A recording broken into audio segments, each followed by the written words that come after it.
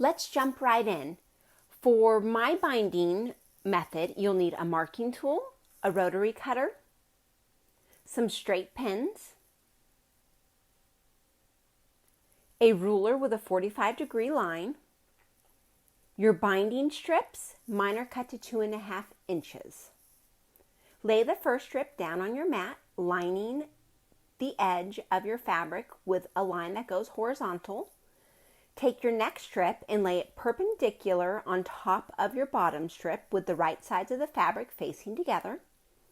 Next, you'll take your ruler and you're going to line it up on the bottom of the bottom strip using your 45-degree line, and then mark that from point to point. I'll show in a little bit more detail about how I use the lines on my ruler to line up my fabric to mark where my sewing line will be. Trying to show it here, but unfortunately my pencil is a little too light with this dark fabric. I'm repeating the process.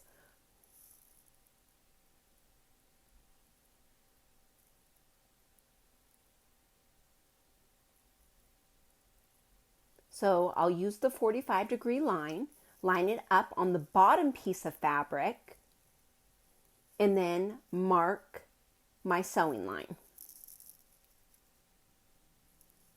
Pin the strips together, and you're going to repeat this process all the way through until you get to your last strip. I do want to mention that I like to lay my selvages over one of the vertical lines and then just barely with the top strip lay it so it's just sticking up just above the edge of my fabric. That way I lose as little fabric as possible when I trim later.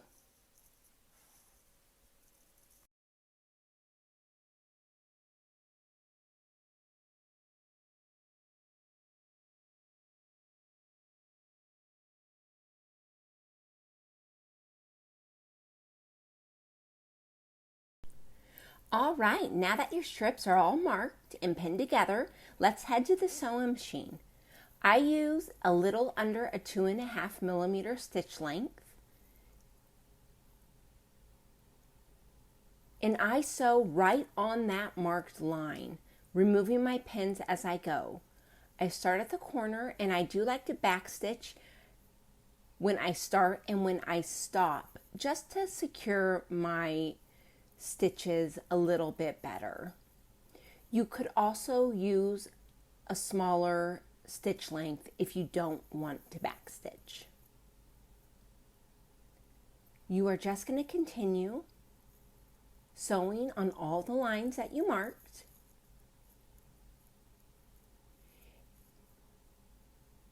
And you're going to sew from the 90-degree angle right where the fabrics intersect. You're going to sew from the top corner all the way down to the bottom corner, aiming right for that 90-degree angle.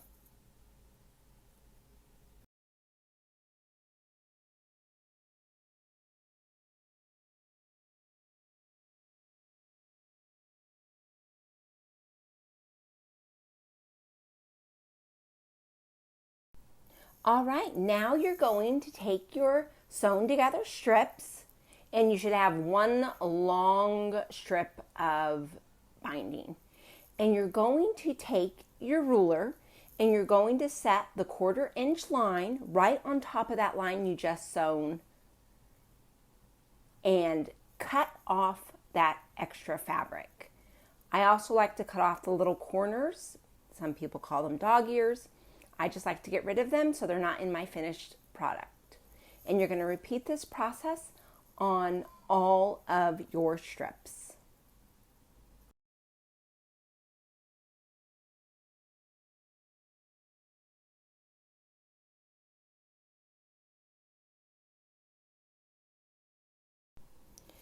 Now your binding strip is ready to be ironed since we are making, excuse me, a double folded binding. You're going to fold the two unfinished edges together with a nice hot iron. And as you come to your strips that were joined, you can either A, sew them to one side, or B, press them open. I personally like to press my seams open as much as I can.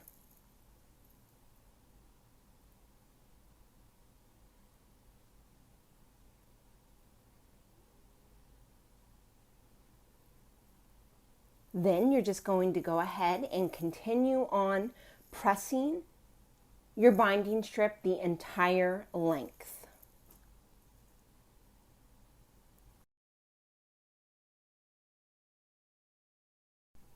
Once the pressing is done, you're ready to add the binding to your quilted quilt. I like to use this marking tool, a ceramic pencil, to mark the lines as I get to my corners, showing that I'm a 1/4 inch away from the edge of my corner of my quilt. I use a ruler, straight pins, and some little scissors or snips.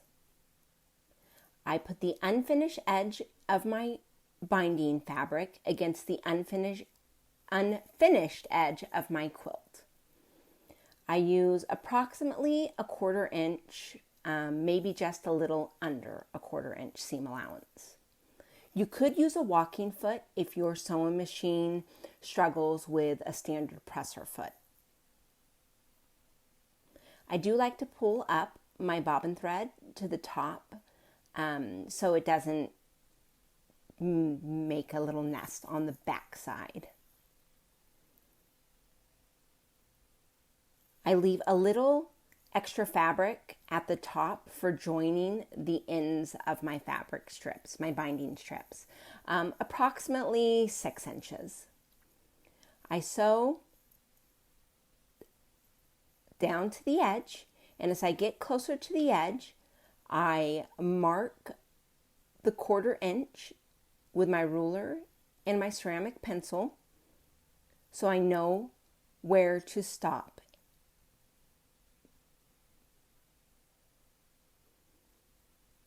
Once I hit that line I just marked, I backstitch and I remove the quilt from the sewing machine. And here I'm doing my mitered corner. So I'm folding the binding fabric over itself and then back over, making sure that that corner is square. And then I pin it into place and I turn my quilt and I stitch it down, I backstitch it, and then I remove that pin.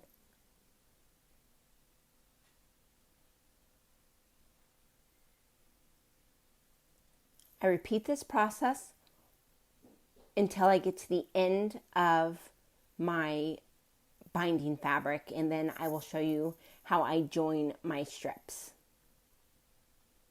Here we are at the end, and I'm going to sew my binding and still leave a few extra inches in between where I started and where I stopped. With my quilt removed from my sewing machine back at my cutting mat, I'm going to get the tools I like to use to finish my binding off. First, I'm going to decide which strip I want to use as my top strip and my bottom strip. I do eventually change my mind here, and you'll see that. I line up my strips on top of one another. And then what I'm doing is I'm measuring the two strips. The one underneath, the one on the bottom, I'm going to make sure is 2.5 inches extended beneath my top strip. If you use a smaller size binding, you're going to want to use that size. For example, if you use 2 1/4 inch, use 2¼ inch as your measurement. So here I place my strip on top. I'm going to measure the bottom strip at 2½ inches.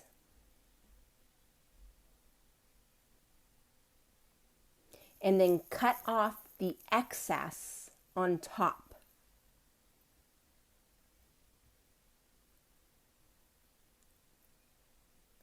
So that bottom strip extends 2½ inches past my top strip.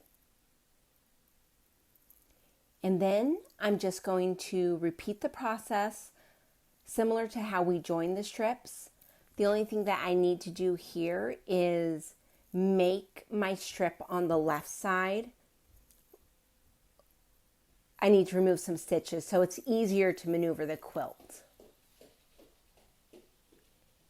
And then I'm just going to lay the fabrics right sides together, just like we did when we were doing our joining strips.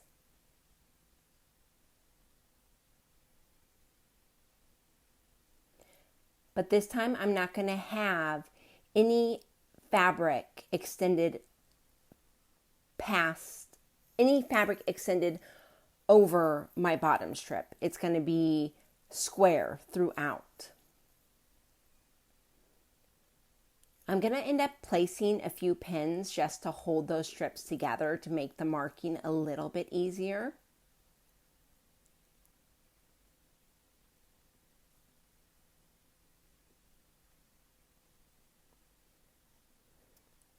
And then once I have it secure, I'm going to mark a 90-degree line, just like we did when we joined the strips.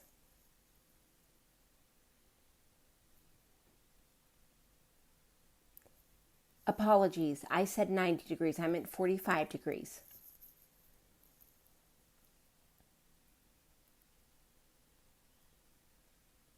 And you can see with the ceramic pencil, the marking is a little bit lighter and easier to see. So I did go to my sewing machine and I sewed those together. And I'm just testing to make sure my strip is a good length, not too baggy. I'm going to remove that extra fabric on the strips that we just joined. Finger press my seams open. I lucked out and ended up getting my final seam here butted up right against a joining strip seam. So it ended a little bit bulkier, but because I press open, you can't really tell in the final results. I'm going to pin the fabric down to make sure I get a nice flat binding in this final part. Sometimes the fabric will have the tendency to be a little loose and you might end up with a small bunching. But in this case, it all worked out well. So I'm just stitching down those few inches of binding.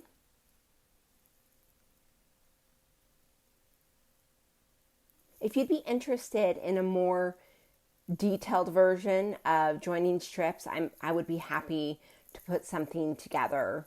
Maybe that's a little slower with more visuals. I'm going to trim away these extra threads.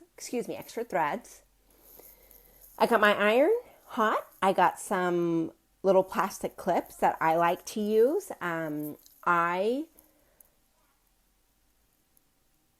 press my binding from the front of my quilt.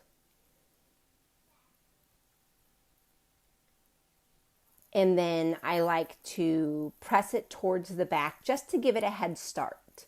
I stitch my binding to the front of a quilt just like traditional hand binding. And then I stitch in the ditch from the front to secure it to the back. And you'll see that. it gives the look of hand binding from the front. And I'm just pressing those binding strips to give them a little bit of memory towards the back to make the final stitching a little bit easier. In the corners, I just push the iron right into that corner.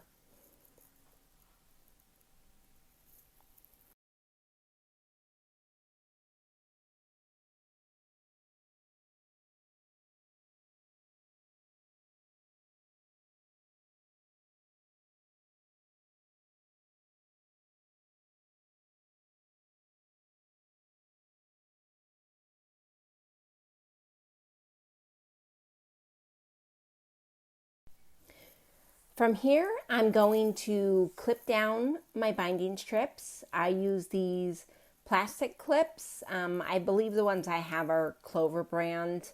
However, there are other brands out there, and I haven't tried any, so I can't say for sure which ones are my favorite. I just have the ones that I have, and they work just fine. So I'm just clipping down the binding now, and when I get to the corner, I do a traditional miter.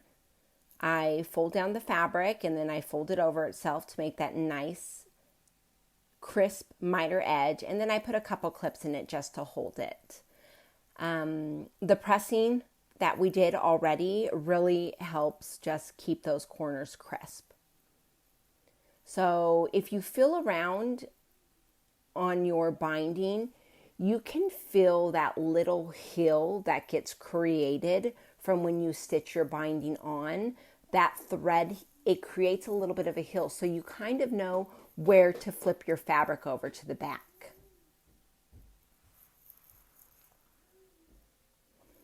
And you'll see I'm just folding my fabric just over that stitch line. And you can see I can feel that hill in there. And so I clip all the way around the entire quilt. Now we're just ready for the final step, which is stitching the fabric down. I remove a clip, and you'll see I have my walking foot now,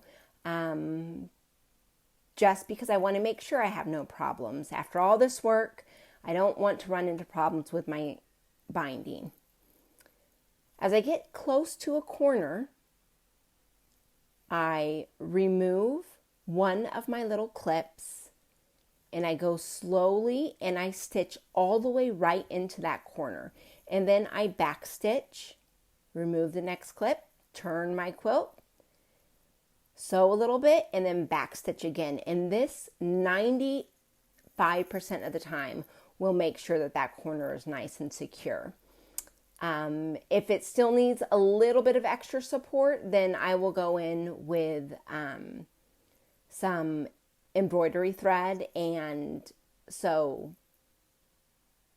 hand stitch some X's or something in the corner just to make sure it's extra secure.